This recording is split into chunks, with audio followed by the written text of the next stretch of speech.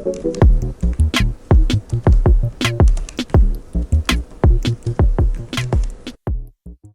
everyone, welcome back to another Node tutorial. Today I'll be covering Node and React. If you haven't watched my previous tutorial yet, I covered the basics on Node and how to set up a Node HTTP server. But today I'll be covering Node and React. So let's just jump right into this one. Okay, so let's get started. I have my project folder open here, and I created a folder called Node React App. So this is where I'm going to run my project in, and I'm going to drag this folder down here into my Visual Studio Code. Now if you look down in my terminal here, the first thing I want to do before I start is I always update my Node application. So I installed Node using Homebrew. If you did the same, I recommend that you do brew update, which I already did, and then brew upgrade. So that updates the brew application itself, and then it updates Node for you. So I always do that before I start, and you can check your Node version by doing node-v and also npm-v to see the latest npm version. So with Node, you're going to see me create two folders in here. I'll create an example right now. I'm going to have a folder called Frontend, and I'll also have another one called Backend. Now you might see other people calling the front end client. It's the same thing. And also the back end is a server. So the client or front end here, it's going to host our website, and that handles the HTML, the CSS, and everything on the front end that the user accesses, the client. The user is the person using the web browser and browsing through the website. And then with the back end, this is where our databases will run. It will handle all of the data and display it to the front end, to the user. Okay, so I'll just remove these folders here. This was just an example. And now I'll initiate the Node React app. And to do this, I can type npm init react app. And I'm going to put this inside a folder called frontend. And like I said, it's also referred to as client sometimes, but I'm going to use frontend to make it easy. And so you'll notice that I have a period here. That means that I wanted to create a folder within the same folder right here in my current folder. So that's why I have a period. And then I'm going to have it inside front end. There is also another command that you can use called npx create react app, and then just call the folder that you want to put it in. So what I'll do is I'll use this command right now since it's the newest command and everyone is using this. And what this is doing is that it's creating the package for you. It has everything pre-made, and it's going to include all of the React application inside this front end folder for me. Alright, this has finished, and it's telling me right here, it's suggesting that I go into the front end folder and then I can start it up to see how it's running. So I'll do that right now, cd into the front end folder. And it's the same thing right here. If I browse through, you'll notice that it created a Node modules folder, and you can ignore this right now. The most important files right now is inside public, source, and then this package.json file. So what I'll do is I'll start it up so that you can see how it looks like right now, and to make sure that things are running fine. And there we go, we have our React app running. What I'll do is I'll stop the server right now, Control C. So first off, let me step through the package.json file right here. So what did it do when I initiated this folder? It added all of these dependencies right here. It added the React, React DOM, React.scripts, and then web vitals. This I'm not going to use, but it needs all of these right here. And then it also has our script commands right here. This is what it's running to start up the React. So you can close that up. Now let's look inside the source file here, because this is where the juicy stuff is. The most important files are the app.js file and the index.js file. Let me go to the app.js file right now. Inside the app.js file, you'll see that it has a function called app here already, and it's returning HTML code. And this HTML code right here is what we saw on the web server that was running right here. This is the code. And then at the end here, it's doing an export default app. And so you see it has a function called app, and it's exporting this function. And all it's doing is returning HTML code. Up here is importing the logo. So we're not going to use this. I'll comment it out. It's also importing CSS. And then here, I'll delete this code, and I will add in my own code for now. And I'll say right here, my first React app. Now let's look inside the index file. Index here, what is this doing? It's importing React, all of the necessary stuff that it needs, React DOM. And look at this, it's importing that app function from our app.js file. Here's the app that it exported. It's importing that, and it's saying import it from app right here, app.js. And then this function right here, this is what's rendering our HTML. So if you take a look at this, what is it doing? It's taking in that app function that we exported right here. It's outputting that whole HTML right here that we have. It's taking that, and it's really just populating it right here. And then the next thing it does, you see how it has this comma? It's calling a get element ID called root. Now where is this coming from? Well, it's coming from this public folder inside the index.html.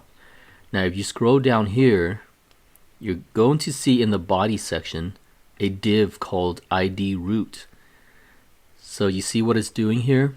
It's taking our HTML code from the app function that we created, passing it to the get element by ID called root, which is inside the HTML file, and it's just really just populating it inside this div file. And that's what's generating this web server right here, this web page. So I'll show you right here. If I save this app.js file with my updates right here, I'll rerun the server and make sure that you're inside the front end folder to run this npm start. Now it should just say my first React app right there. You see that? That's all it took. That is the front end of things.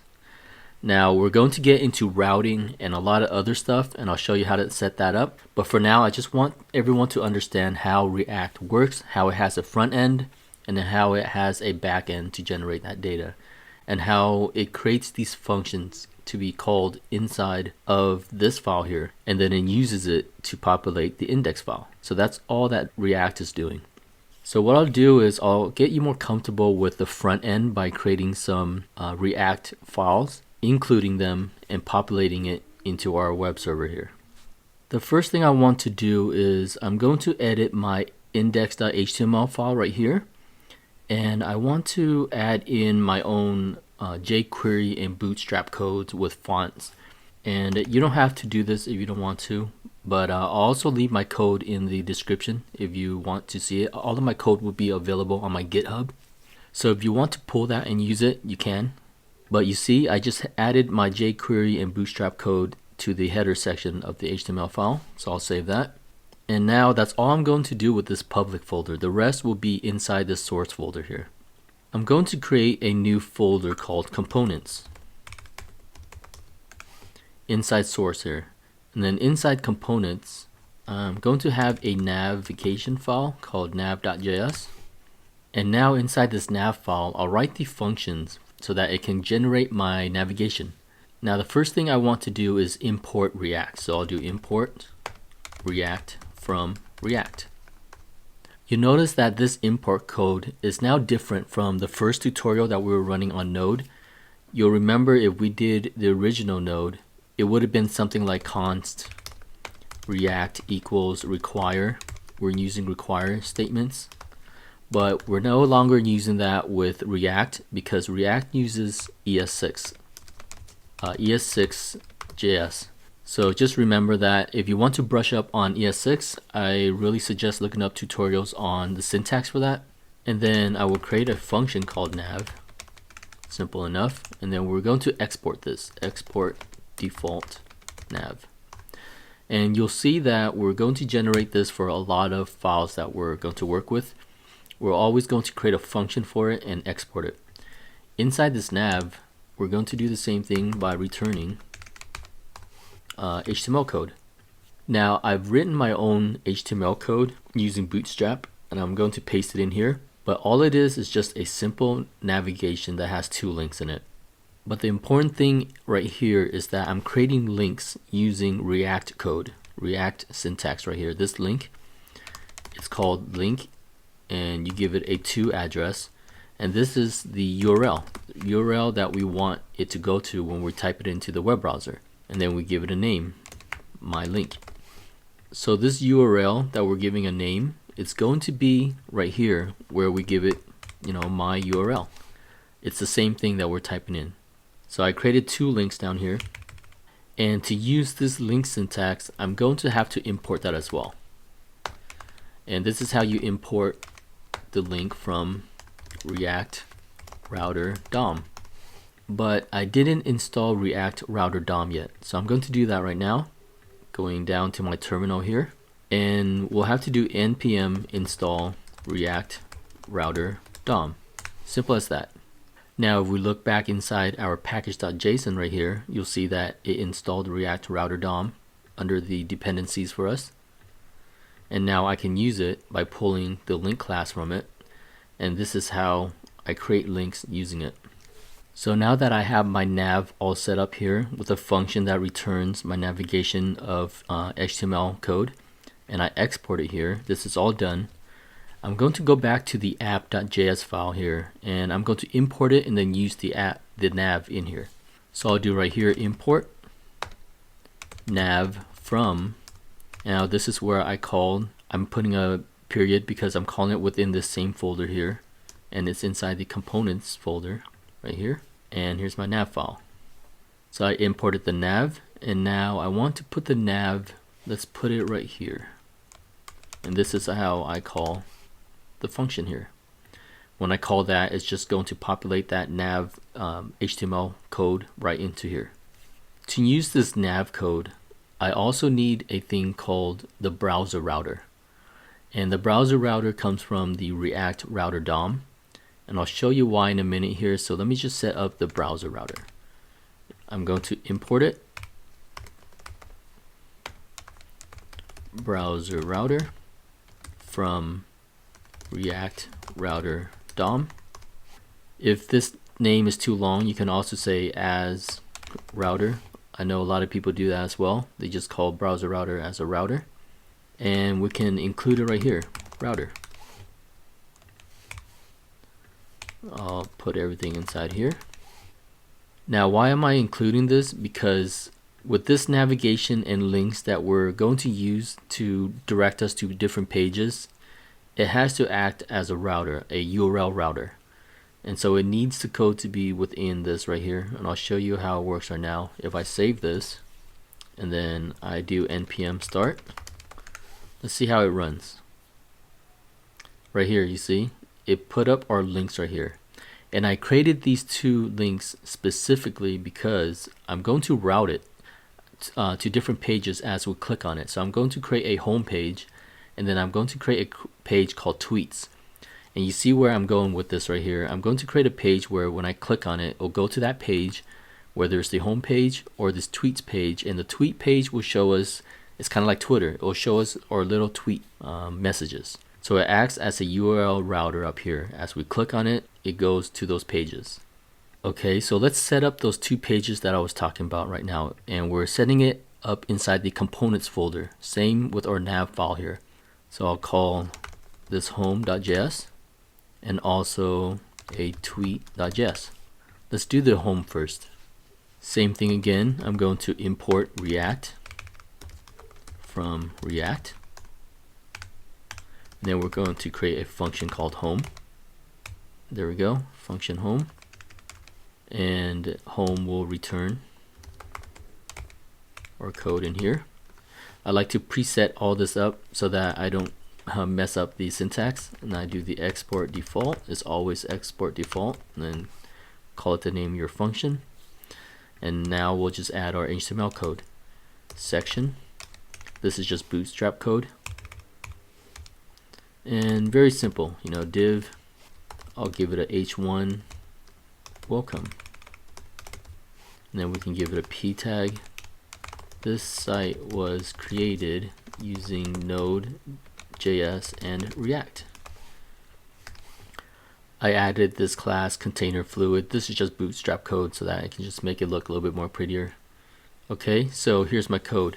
Another thing I want to mention with React is that this can be a little bit confusing, but anytime you return something, it has to be within one single block right here. So meaning you always have to have a block and then everything is contained in here. I cannot have another div out here or another section. Let's say I have another section like that. That will not work unless I contain it inside another container. It always has to be contained within one block. So that's how React works. Otherwise it'll give you an error and it won't output. So just remember that. Always create your first block first and just contain everything inside that. That's why I have this section right here, and then everything is inside there. So I'll save my home here, and then let's go back to the app and let's add in home. Import home from .components / home. This is what I love with Visual Studio Code. It just pre-fills it for you. And then I'm going to do something different here. I'm going to add a switch. So let me remove this right here, and I'm going to say switch. This is part of the React router DOM. Inside the switch, I'm going to have a route. I'll give it a path of, this is for the home page path. I'm telling it to be exact, and I'll explain why. Component equals, and this is where I call the home function that I created, that I imported from here. And then if I create another route here, and I call this, I'm going to call this tweets because I'm going to include my tweet function here. So you see what it's doing here. In our navigation, there are two links, one called home and one called tweet. As I click on it, it's going to do a switch statement on it, and depending on which one I click on, it's going to load that one. It's going to route it to that path. So that's how it works. If I click on the home link, it's going to route it here and take everything from my home function and populate it in there. Same thing for the tweet. If I click on the tweet link, it will route it to this tweet path right here and populate everything from that tweet function. So I haven't created this tweet one yet, but I'll show you that the home one will work right now, because you notice that with the home, I called it, this site was created using Node.js React, and so I'm doing a switch on this, and we also have to add it in here. We have to add the switch and also the route, because we're using those functions here. We're using those classes. So let's save this and I will restart. Oh, I think I called this wrong down here. Function home. Okay. Function, there we go. Let's fix that. Alright, let's set up the tweet one real quick. And I won't put anything inside. I'll just do import React from React. I'll create the function called tweet, and we're going to export default tweet. Let's return, and right now I won't return anything. I'll just do a simple div tweet.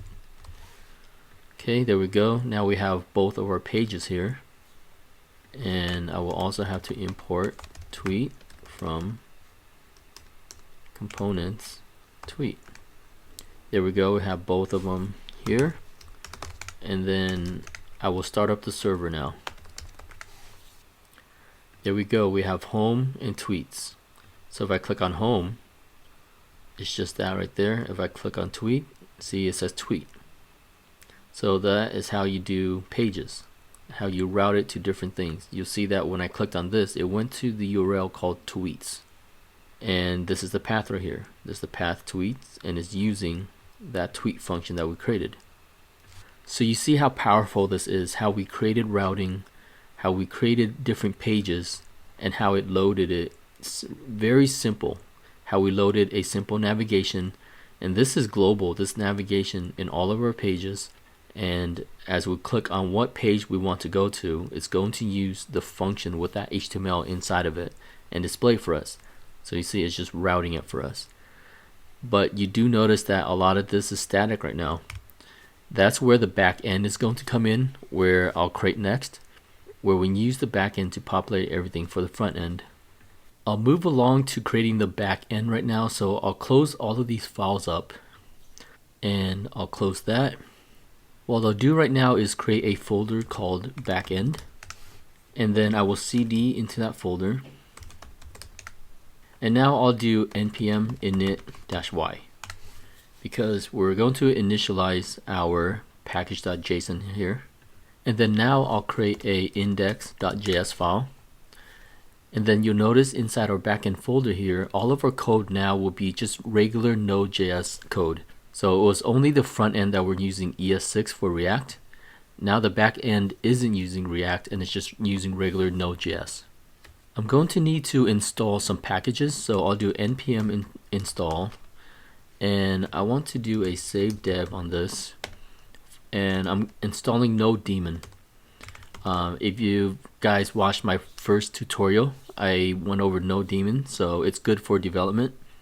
So I'm going to install that, and I'll open up my package.json here, and I did the -- save dev because I wanted to save it as a dev dependency right here. So it puts it under a development dependency instead of the regular dependency. It's only for development.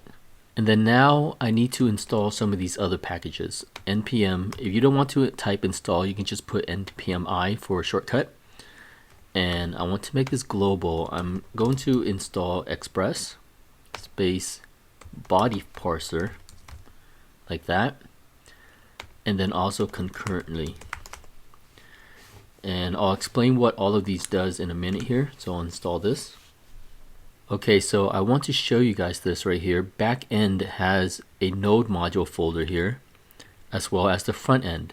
So each one has their own node module folder with their own dependencies. I'll show you guys again the package.json. I used a -g for global because I'm using my packages globally on my MacBook, but if you don't include this -g, it will include the dependencies in here for each folder. I'll show you guys again right here. If I do npm install express body parser, and let me make sure I close this out, body parser, and concurrently. Now let's see what it does here. It's going to add it to my package.json file. So if I go into the package.json file here, you'll see the dependencies for it. There's separate ones, dependencies, and then the dev dependencies right here. So let's start coding here. I'm going to do a const express equals require express. And you see here when using regular Node.js code here, const body parser equals require, that's right, body parser.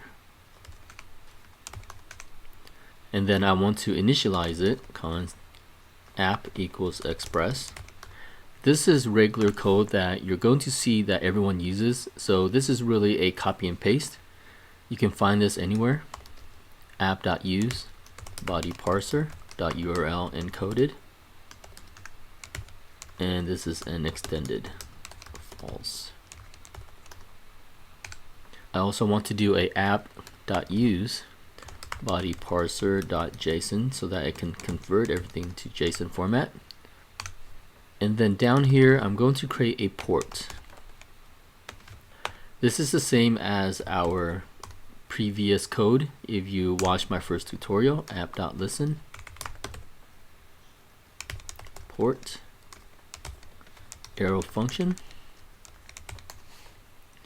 and I'll just console log this.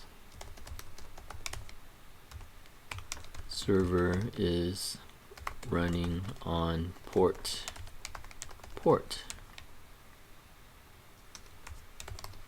This is for our back-end routing port. And you remember from our website here on this, we're using port 3000 for the front end. So these ports have to be different. When React is set up for the front end, it uses the 3000 port.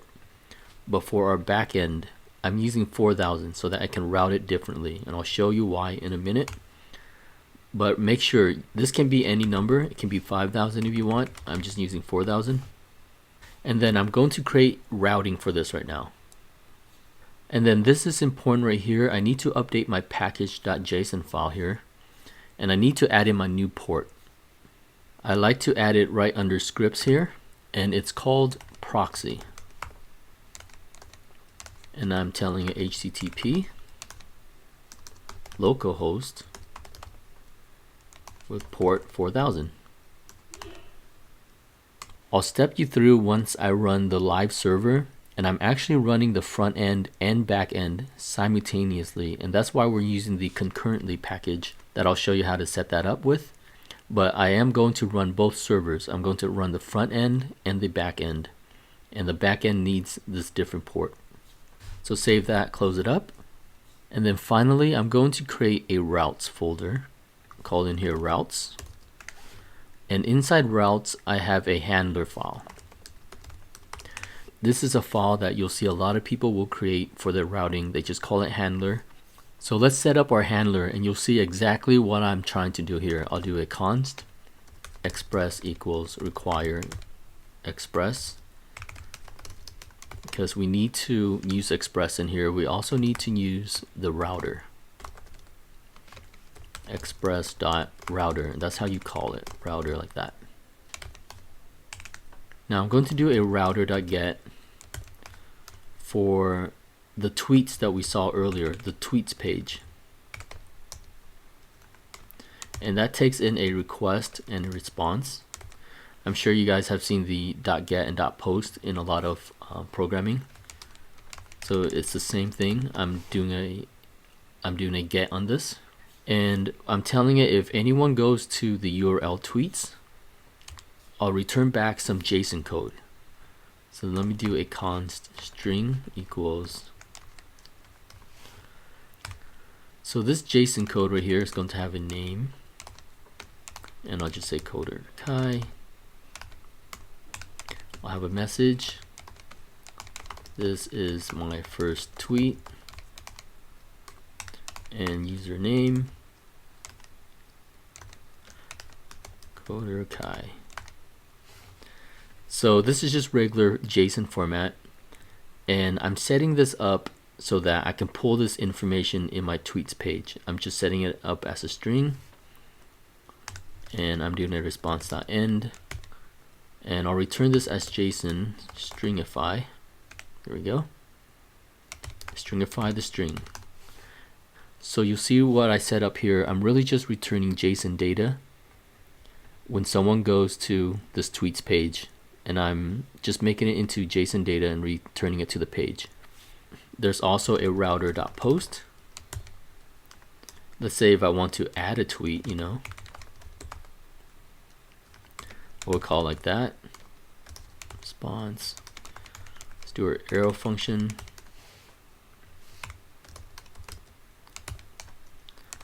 And this is just not implemented yet, so I'm just going to do that.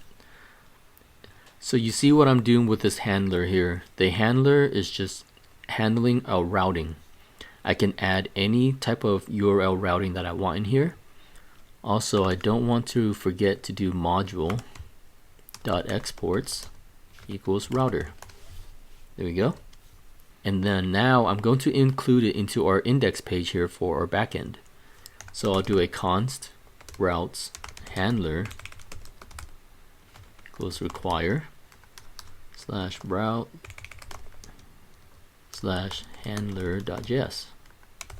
And then finally I also have to say app.use routes handler.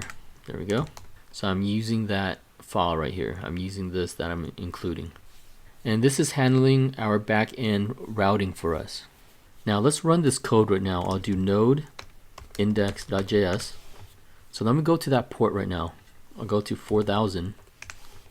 And it say cannot get. Alright, I don't have a function to get the home page, but I do have the tweets. So you see when I call this routing for tweets, it's returning this JSON formatted data for me, and it's right here. This is the formatted data that I'm returning. So that's exactly what I want it to do. So let's stop the server here. And now let me go back into my package.json here because I want to set up the scripts for it. I'll call this server, and we can say node daemon index.js. Also have a client and call this npm run start dash dash prefix dot dot slash front end. So what am I doing here? If I say npm run server, it's going to execute this for me. If I call npm run client, it'll run this code here, and this code really just runs the code that's inside of front end here. It'll start the npm run start on that one, and you'll see that I had to call prefix and tell it to run a folder that's outside of the backend folder. That's why I have this dot dot slash. I'm telling it to go out one directory and then go into the front end folder. So that's why I have it like that. And to use concurrently, here we go. I'll call this one dev. You can say concurrently dash dash kill others on fail. And then we need to do a npm run server. And I'm escaping these quotes here. That's all I'm doing. And also escape npm run client. Escape and end that. So that's how you use concurrently. If you want to copy this, this can be for like the live build or anything like that, you know, once you have it running. So I can say npm run dev down here, and that will run this concurrently. And what it does is it kills all of the other processes, and then it runs this one, which is server, and then it runs this one. So really this concurrently just runs two programs at the same time. That's all it's doing for me so that I don't have to type it twice. So I'll show you guys right now how I test out. I do npm run server. So now the backend is running on this terminal here, and then I just add another terminal, and then I go into the front end. So I see cd front end, then I say npm start, and now that's running the front end. But I didn't tie these pages in yet, so let me tie it in together. And this is what I'm trying to do here. The front end is running this, but the back end, I wanted to, when I click on this tweets, to show me the JSON data here. I wanted to show me the tweet data. Let me show you guys now how to retrieve the tweets JSON data on our front end. So remember, we have the handler here, and I don't need this anymore, so I'll close that. And I'm going to go back to the front end folder in our components and open up this tweets.js. Because if you guys remember from our app here, I'm telling it that when someone accesses the URL tweets, it's going to use the tweet file here. It's going to use this, and it's going to grab now the handler from this. It's going to grab this URL and get the data from there. So inside our tweets here, since this was just hard-coded, I want to pull this now from our database, right? And remember, from our handler here, this is handling all of the database data. Imagine that I connected to a database, I pull all the information, and I'm returning it. So let me grab this information from this page here. And to do that, I have to import some more stuff here. I'm going to import use effect and use state, and that comes from the React. I'm also going to import link from React router DOM. Now in our tweet here, I'll return the data in a minute here, but I need to use this use effect. It's an arrow function, and it looks like this, and I'm calling this fetch items function in here. Also have this const items and set items equals use state. That's how it looks like. And then I need to fetch my data, my JSON data that I have in the handler. So this is where it comes in right here. fetch items is async. And let's close that up. Now let's fetch the data. I'll say const data equals await fetch tweets. This is our tweets URL from the port 4000 that we have in our handler here. It's retrieving that info here. And then const items equals await data.json. So that's what it's doing. It's fetching that URL here, tweets, getting that data, and then now I set it into my items as a JSON data. And then I set the items. So you see how this is using it. This use effect up here, it's calling this function first. It's going to execute this, and then I set the item so that I can use it in this return function down here. And you know, this is going to be something that you'll just have to remember, but I like to just have a text pad to have the code inside, and you just copy and paste because it will always be the same like this. The only difference is what data you're retrieving, and then you're setting it. So just remember that you're retrieving data and you're setting it so that you can use it in this return function. In my return function, to access this data, so I have to put a bracket in here to use it like this, and then I'm going to say items.map item, and then this is where I can just call the item by saying item.name, item.message, you know, item.username. And remember, we have to have a block code here, so I'll just have a section.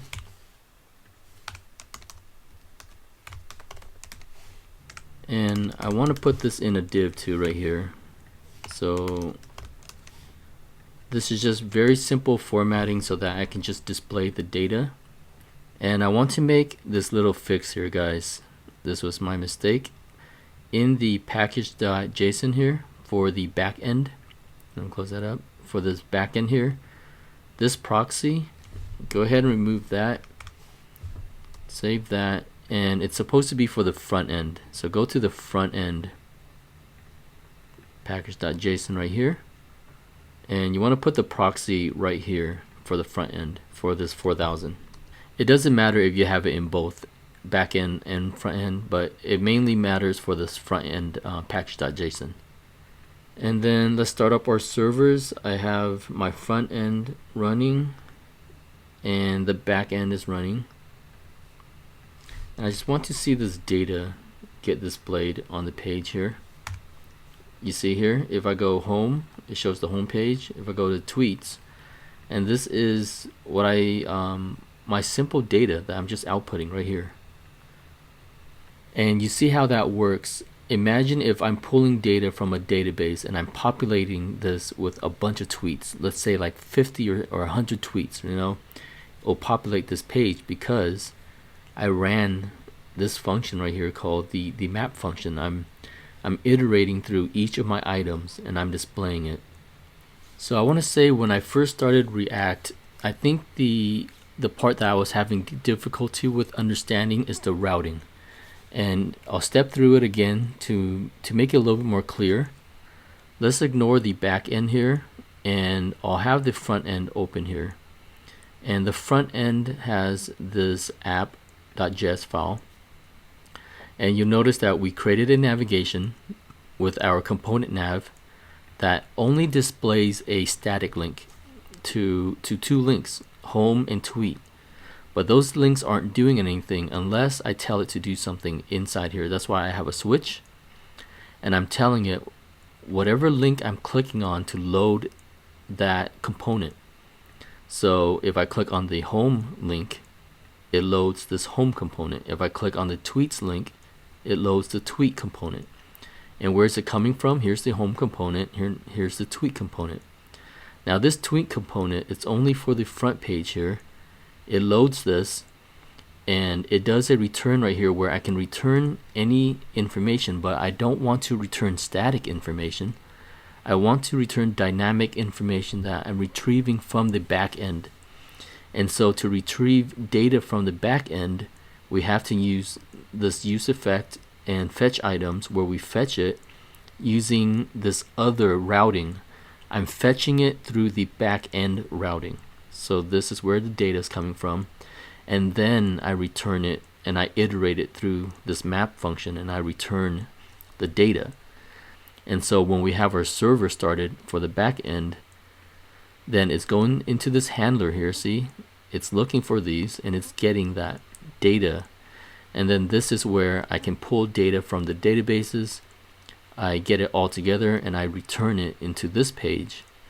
And then the front end grabs it again. The front end grabs that data that you just saw here. I'll have both of them open so it's not confusing. Here's the backend handler. When the link is clicked on, it grabs the data from the backend tweet, which is from this handler. Here's the tweet. It's grabbing it. And then it's returning this data back to us in here, where I can return it to the screen. So it's a little bit confusing at first, but once you work on this enough, where you create a couple of pages and return data, you'll understand how the routing works with the front end and the back end. I want to say that's the very important part of studying React, is just to understand how front end routing works and then concentrate on the back end routing. They both work separately. There's front end processes that's running and then back end processes that's running. And both of them have to run at the same time. That's why you notice in my terminal here, I have two of them running. I have a terminal for the front end that's running a server, or this is the back end that's running the server on 4000. Then I have the front end on the other terminal running on port 3000. So, you know, they both run at the same time here. See, both of these are different pages. This is the front end. Now if I change the port to 4000, that's the back end. And so in the next tutorial, I'll run through databases on how to connect a database in this handler, where I'll connect to the database in our backend. I'll pull all that data, and then I'll just return it the same way as in the string here, a big old string file, and I'll return it. And then you'll see that the front end can just grab all of that data and display it. And this is where we make it all look pretty. So I hope that wasn't too confusing, and I hope this tutorial wasn't too long. But that is the basics on how React works, and that's why this is so popular, because it makes it so much easier to run a web server, to run a dynamic website, pulling data from the databases, displaying it to our front end. And so yeah, in the next tutorial, I'll go through more of back-end data on how to connect to the database. We'll set up a cloud database using MongoDB, and I'll show you how to pull that data back into our front end again. So it'll be a continuation from this tutorial going forward, and I'll use this same project for the next tutorial to show you guys how databases work to connect with Node.js. I hope you guys enjoyed this tutorial, and I hope I explained it pretty well. Please give this video a like. Comment down below if you're confused on anything. I'll try to help you out, and hopefully the community can also help you guys out with comments down below. I'll have all of my code down below in the description. I link it to my GitHub, and I hope you guys enjoyed this. I'll see you in the next tutorial. Kodakai out.